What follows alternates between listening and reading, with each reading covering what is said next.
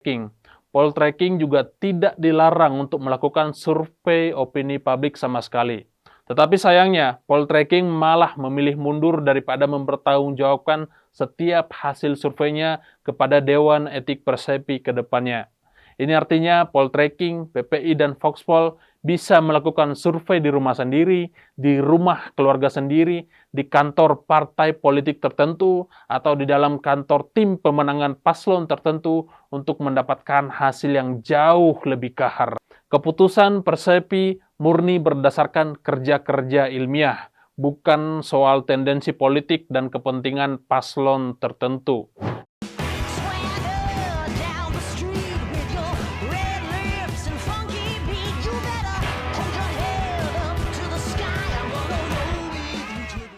Ternyata Pilkada Jakarta tidak hanya berurusan soal calon-calon gubernur dan wakil gubernurnya serta proses kampanye politiknya dengan segala hiruk-pikuknya. Cerita pemilu juga tidak kalah menarik karena selalu berkaitan dengan data dan statistik. Salah satu yang paling rajin memberikan data adalah lembaga-lembaga survei. Baru-baru ini, Persepi sedang digoyang lewat perang panas antara poll tracking dengan Dewan Etik Persepi, sampai-sampai poll tracking menyatakan diri keluar dari Persepi, Perhimpunan Survei Opini Publik. Sebetulnya apa sih yang terjadi? Kenapa sampai poll tracking keluar dan mengancam balik Persepi agar meminta maaf? Benarkah poll tracking disanksi oleh Persepi hanya gara-gara tidak memenangkan Pramono Anung Rano Karno? Begini saya jelaskan. Berawal dari hasil survei Lembaga Survei Indonesia atau LSI yang mengeluarkan rilis survei terbaru tentang elektabilitas calon gubernur Jakarta, hasilnya Pramono Anung Rano Karno memimpin dengan elektabilitas 41,6%, sedangkan Ridwan Kamil memperoleh angka 37,4%. Pada saat yang sama, poll tracking yang menyatakan bahwa elektabilitas Ridwan Kamil berada di angka 51,6%. Sedangkan Pramono Rano Karno sebesar 36,4%. Hasil yang berbanding terbalik dengan apa yang telah dirilis oleh LSI sebelumnya. Saya sejujurnya tidak mempersoalkan posisi Pramono Anung dan Rano Karno yang masih berada di angka 36,4% versi poll tracking. Sebagai pendukung Pramono Anung di Pilgub Jakarta, saya sebagai manusia berpikir berusaha seobjektif mungkin menanggapi berbagai hasil survei. Tidak jumawa jika sesuai dengan harapan, dan berusaha menganalisa jika masih belum sesuai dengan harapan. Bagi saya, meskipun Pramono Anung masih tertinggal versi poll tracking, tetapi ada tren positif bagi Pramono Anung di sana. Elektabilitas Pramono Anung perlahan tapi pasti semakin tinggi, sedangkan Ridwan Kamil semakin melorot ke bawah. Bayangkan, ada calon gubernur seperti Pramono Anung yang pada masa pencalonannya hanya memiliki elektabilitas di bawah angka 5%. Tetapi sebulan kemudian sudah mencapai angka 36,4%. Itu jelas sebuah pencapaian yang patut untuk kita apresiasi. Hasil survei ini ternyata viral di media sosial, di mana-mana masing-masing pendukung calon gubernur saling adu argumen soal survei mana yang benar dan sahih. Pendukung Pramono Anung yakin jika hasil LSI lah yang paling benar. Sedangkan pendukung Ridwan Kamil tidak percaya hasil LSI dan jelas lebih percaya dengan hasil lembaga survei poll tracking.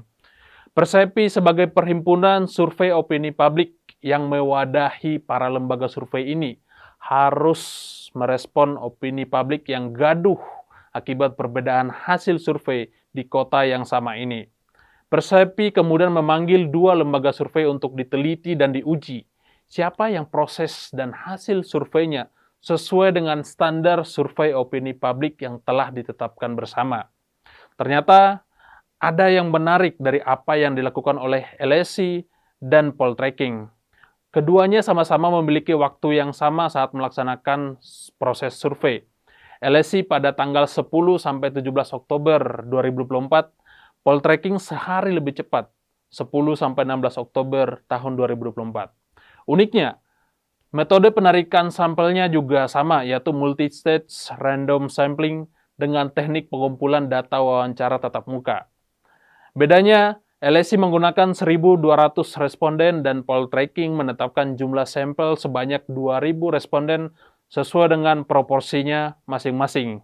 Hasilnya, Lembaga Survei Indonesia bisa mempertanggungjawabkan hasil surveinya di depan para Dewan Etik Persepi pada hari Senin 28 Oktober 2024.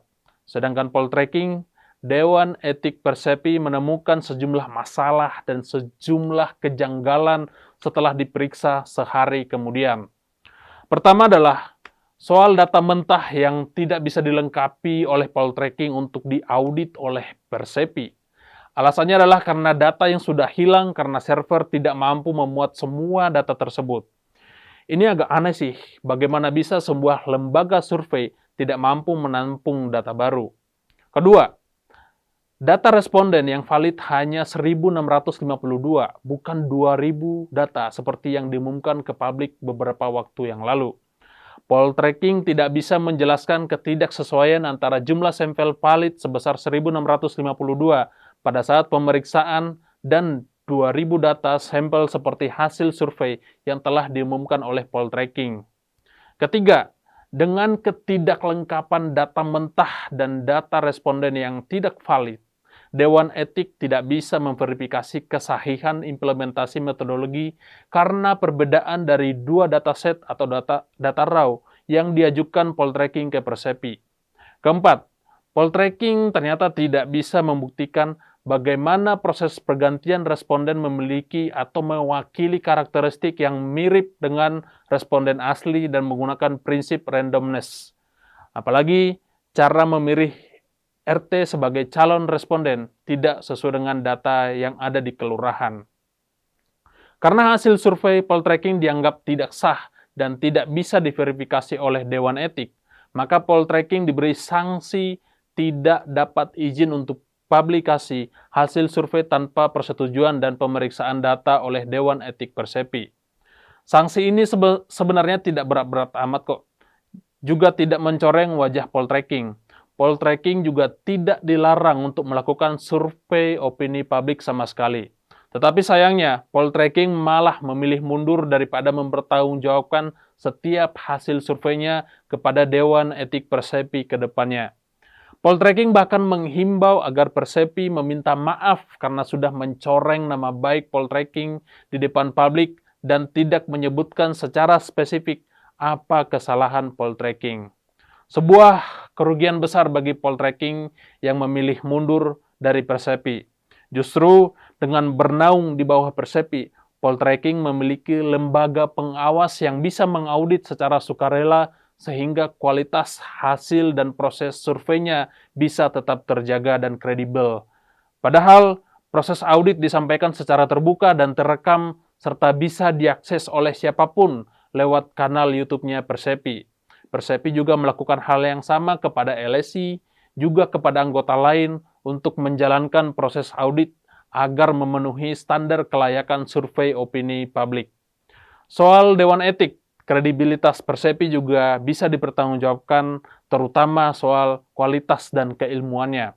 Ada 3 profesor yang berasal dari UIN, UI, dan IPB yang melakukan audit. Tentu mereka ini bukan kaleng-kaleng lagi keilmuannya. Yang bikin miris, lembaga survei lain seperti Parameter Politik Indonesia atau PPI dan Voxpol juga mengikuti langkah poltreking untuk keluar dari Persepi. PPI dan Voxpol bahkan keluar sebelum memenuhi panggilan Persepi. Yang jelas, baik poltreking, PPI, dan Voxpol tidak terikat lagi oleh wadah manapun di Indonesia. Ini artinya poltreking, PPI, dan Voxpol bisa melakukan survei di rumah sendiri, di rumah keluarga sendiri, di kantor partai politik tertentu, atau di dalam kantor tim pemenangan paslon tertentu untuk mendapatkan hasil yang jauh lebih kahar. Sanksi yang wajar yang harusnya ditanggapi dengan bijak jelas semakin membuka kecurigaan publik.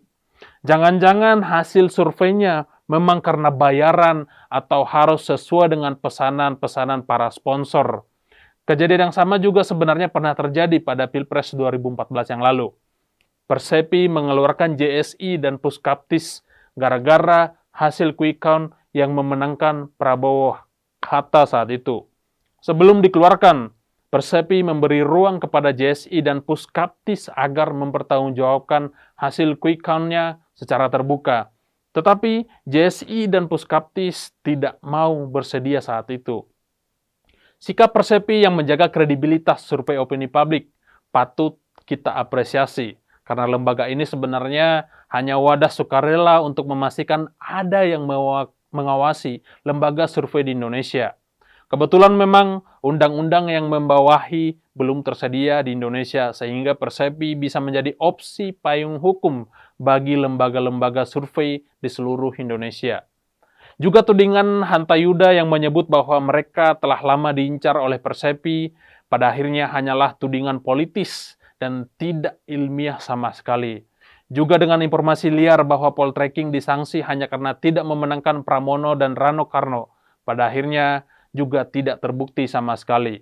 Keputusan Persepi murni berdasarkan kerja-kerja ilmiah, bukan soal tendensi politik dan kepentingan paslon tertentu. Karena Persepi juga bukan hanya mengaudit poltreking, tetapi juga LSI, SMRC, CSIS, Carta Politika, dan lembaga-lembaga survei lainnya. Itu ada sekitar 60-an. Semua diperlakukan sama demi menjaga citra baik masing-masing lembaga itu sendiri. Yang keluar silakan survei sesuka hatinya tanpa SOP, survei opini publik. Yang masih di dalam Persepi, selamat.